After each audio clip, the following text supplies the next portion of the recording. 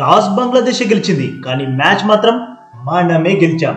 Century వాళ్ళ team నుండి కూడా వచ్చింది, కానీ ఆ సెంచరీని గిల్ సెంచరీనే డామినేట్ చేసింది.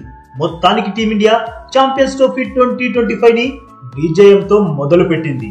అవును బాస్, బంగ్లాదేశ్ ఇచ్చిన 229 పరుగుల టార్గెట్ ఛేదనలో మనకి మెరుపు స్టార్ట్ లభించింది. ఒకవైపు రోహిత్, మరోవైపు గిల్ పరుగుల వరద పారించారు. బట్ 41 రన్స్ చేశాక రోహిత్ అవుట్ అవ్వగానే మ్యాచ్ ఒక్కసారిగా మలుపు తిరిగింది. అక్కడి నుండి మన టాప్ ఆర్డర్ వికెట్స్ టప్పా రాలడంతో కొంచెం టెన్షన్ మొదలైంది. విరాట్ మళ్ళీ లెగ్ స్పిన్నర్ కి తడబడుతూ మరోసారి వికెట్ చేజార్చుకున్నాడు. 22 రన్స్ చేసి సెట్ అవుతున్నాడు అనుకునే లోపే రిషాద్ హుస్సేన్ బౌలింగ్ లో క్యాచ్ ఇచ్చి వెనుదిరిగాడు. శ్రేయస్ కూడా 15 రన్స్ మాత్రమే చేయగలిగాడు. అక్షర్ పటేల్ 12 బంతుల్లో 8 రన్స్ చేసి పెవిలియన్ దారి పట్టడంతో మ్యాచ్ రసవత్తరంగా మారనుందా అనిపించింది.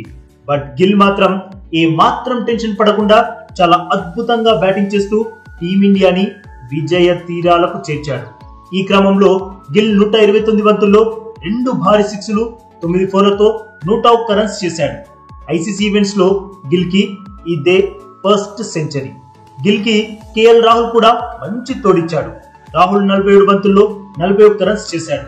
పంత్ని కాదని తనని ప్లేయింగ్ 11 లో తీసుకోవడం సరైందేనని నిరూపించాడు. ఇలా టీమిండియా బంగ్లాదేశ్ ఇచ్చిన టార్గెట్ ని చాలా కంఫర్టబుల్ గా ఛేదించి ఏకంగా 6 వికెట్ల తేడాతో ఘన విజయం సాధించింది. అంతకుముందు బంగ్లాదేశ్ బ్యాటర్స్ ని మహమ్మద్ షమి బెంబేలెత్తించేశాడు. ఓడిఐ వరల్డ్ కప్ లో ఛాంపియన్స్ ట్రోఫీలో కూడా 5 వికెట్ హాల్ ని అందుకున్నాడు. యాక్చువల్ గా బంగ్లాదేశ్ 35 పరుగులకే 5 వికెట్స్ కోల్పోయి పీకల్లోతు కష్టాల్లోకి కూరుకుపోయింది. చెప్పాలంటే 35 for 6 ఉండాల్సింది.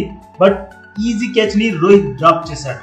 ఆ తర్వాత కూడా కేఎల్ రాహుల్, హార్దిక్ పాండ్యాలు క్యాచెస్ డ్రాప్ చేయడంతో క్రీజ్ లో కుదురుకున్న తౌహిద్, జాకర్ అలీ సూపర్ భాగస్వామ్యం నెలకొల్పారు. ఒక విధంగా బంగ్లాదేశ్ పరువు కాపాడారు. లేదంటే బంగ్లాదేశ్ అతి తక్కువ స్కోర్ కే ఆల్అౌట్ అయ్యేది.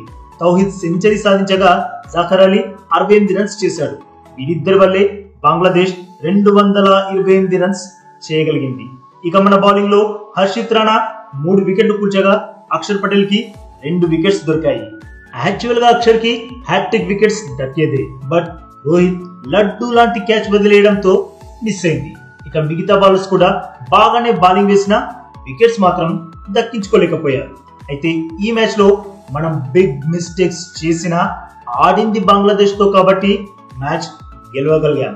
బట్ క్యాచ్లు డ్రాప్ చేయడం, రన్అట్స్ మిస్ చేయడం, స్టంపౌట్స్ చేయలేకపోవడం, 35 పరుగులకే 5 వికెట్స్ పడగొట్టాక కూడా త్వరగా బంగ్లాదేశ్ ఇన్నింగ్స్ ని ముగించేయలేకపోవడం టీమిండియా డ్రాబ్యాక్స్. ఇలాంటి బిగ్ మిస్టేక్స్ చేసి బంగ్లాదేశ్ ని ఓడించచ్చేమో గానీ ఇవే రిపీట్ అయితే మాత్రం పాకిస్తాన్ ని, న్యూజిలాండ్ ని ఓడించడం చాలా కష్టం. సరే, ఈ విషయాన్ని పక్కన పెడితే ఛాంపియన్స్ ట్రోఫీ టైటిల్ వేటలో టీమిండియా విజయంతో ముందడుగు వేసింది. ఇది బాస్ లేటెస్ట్ అప్డేట్. నచ్చితే వీడియోకి తప్పకుండా లైక్ కొట్టండి. అలాగే ఈ వీడియో చూసినందుకు మీ అందరికీ దిల్ సే థ్యాంక్ యూ బాస్.